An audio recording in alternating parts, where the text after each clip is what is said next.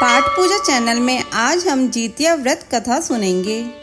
अश्विन मास की कृष्ण पक्ष की अष्टमी को यह व्रत किया जाता है। इस व्रत में भगवान जीमूतवाहन की पूजा होती है और उनकी व्रत कथा का पाठ किया जाता है। मान्यता है कि इस कथा का पाठ करने से बच्चों की आयु लंबी होती है।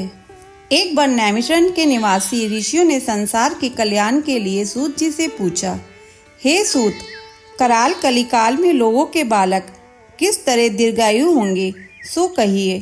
सूत जी बोले, जब द्वापर का अंत और कलयुग का आरंभ था, उसी समय बहुत सी शोकाकुल स्त्रियों ने आपस में सलाह की थी कि क्या इस कलयुग में माता के जीवित रहते पुत्र मर जाएंगे। जब वे आपस में कुछ निर्णय नहीं कर सकी, तब गौतम जी के पास पूछने के लिए गई। जब उनके पास पहुंची तो उस समय गौतम जी आनंद के साथ बैठे थे। उनके सामने जाकर उन्होंने मस्तक झुकाकर प्रणाम किया। तदंतर स्त्रियों ने पूछा, हे प्रभु, इस कलयुग में लोगों के पुत्र किस तरह जीवित रहेंगे? इसके लिए कोई व्रत या तप हो तो कृपा करके बताइए। इस तरह उनकी बात सुनकर गौतम जी बोले, आप लोगों से मैं वही बात कहूँगा जो मैंने पहले से सुन रखा है।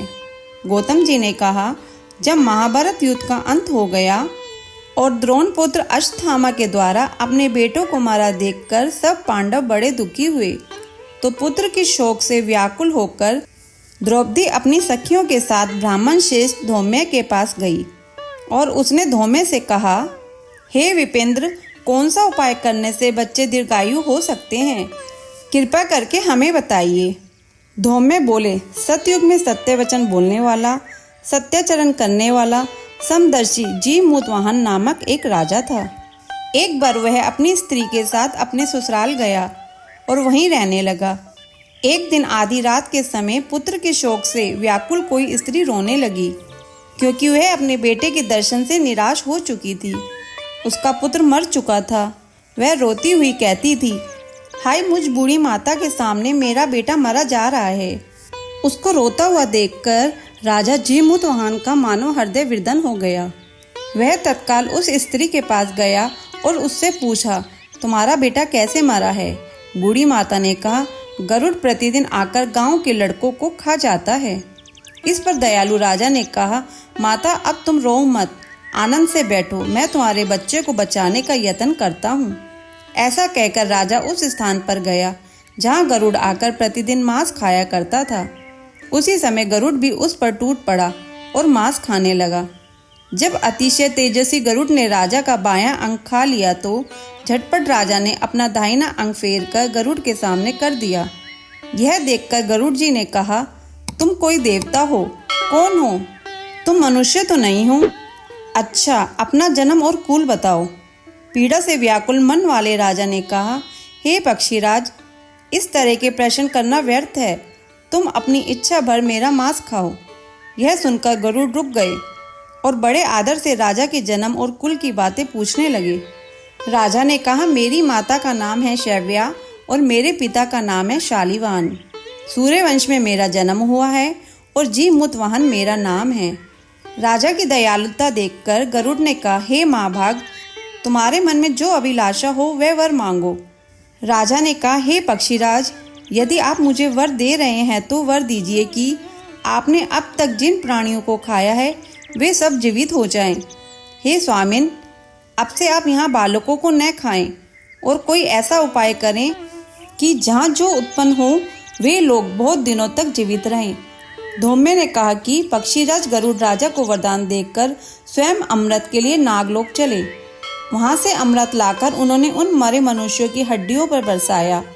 ऐसा करने से सब लोग जीवित हो गए जिनको कि पहले गरुड़ ने खाया था। राजा के त्याग और गरुड़ की कृपा से गांव वालों का कष्ट दूर हो गया। उस समय राजा की शरीर की शोभा दुगनी हो गई। राजा की दयालुता देखकर गरुड़ ने फिर कहा, मैं संसार के कल्याण के लिए एक और वरदान दूंगा। आज अश्विन कृष्ण सप्तमी से रहित शुभ अष्टमी तिथि है। आज ही तुमने यहाँ की प्रजा को जीवन दान दिया है। हे वत्स, अब से यह दिन ब्रह्मा भाव हो गया है, जो मूर्ति भेद से विविध नामों से विख्यात है। वहीं त्रैलोक्य से पूजित दुर्गा अमृत प्राप्त करने के अर्थ में जीवित पुत्रिका कहलाएगी। सो इस तिथि को जो स्त्रियां उस जीवित पुत्रिका की और कुश की आकृति बनाकर तुम्हारी पूजा करेगी तो दिनों दिन उसका सौभाग्य बढ़ेगा और वंश भी बढ़ता जाएगा। हे महाभाग, इस विषय में विचार करने की भी आवश्यकता नहीं है। हे राजन, सप्तमी में रहित और उदयातिथि की अष्टमी को व्रत करें, यानी सप्तमी विद अष्टमी जिस दिन हो उस दिन व्रत न कर शुद्ध अष्टमी को व्रत करें और नवमी में पारण करें। जीमूतवाहन को इस तरह का वरदान देखकर गरुड़ बैकुंठ धाम को चले गए और राजा भी अपनी पत्नी के साथ अपने नगर को वापस चले आए। धौम्य द्रौपदी से कहते हैं, हे देवी, मैंने यह अतिशय दुर्लभ व्रत तुमको बताया है।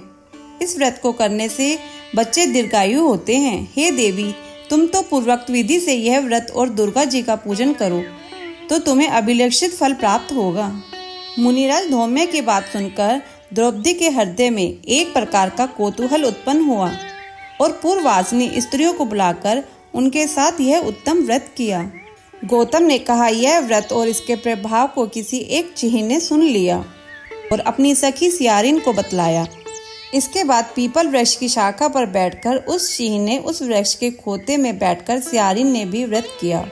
फिर वही चिहि किसी उत्तम ब्राह्मण के मुख से यह कथा सुन आई और पीपल के खोते में बैठी हुई अपनी सखियों को सुनाया। सियारिन ने आधी कथा सुनी थी कि उसे भूख लग गई और वह उसी समय शव से भरे शमशान में पहुंची।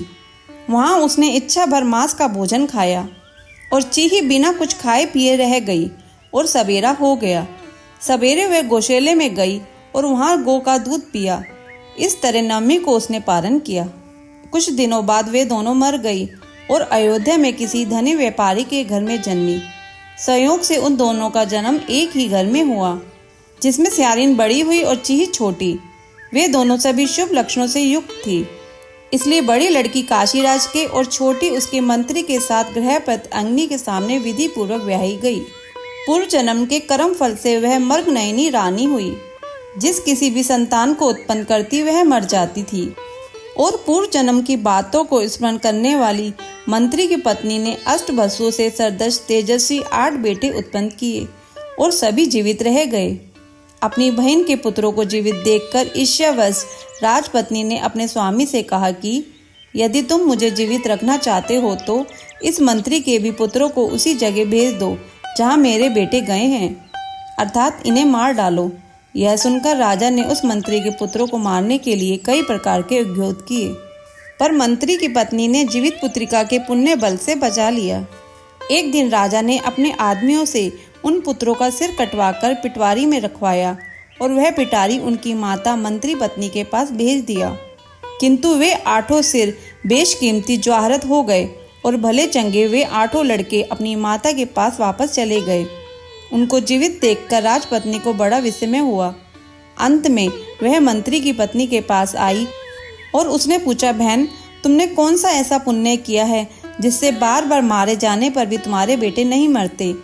इस पर मंत्री की पत्नी ने कहा, पूर्व जन्म में मैं चीत थी और तुम सियारिन। हमने और तुमने साथ साथ जीवित पुत्रिका का व्रत किया था।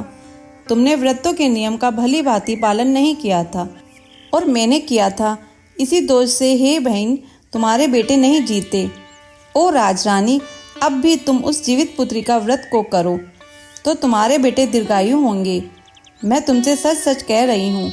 उसके कथानुसार रानी ने व्रत किया, तभी से उसके कई बेटे सुंदर और दीर्घायु होकर बड़े बड़े राजा हुए। सूत जी कहते हैं कि सब प्रकार का आनंद देने वाला मैंने यह दिव्य व्रत बतलाया है। स्त्रियां चिरंजीवी संतान चाहती हो तो विधि पूर्वक यह व्रत करें। कथा संपूर्ण।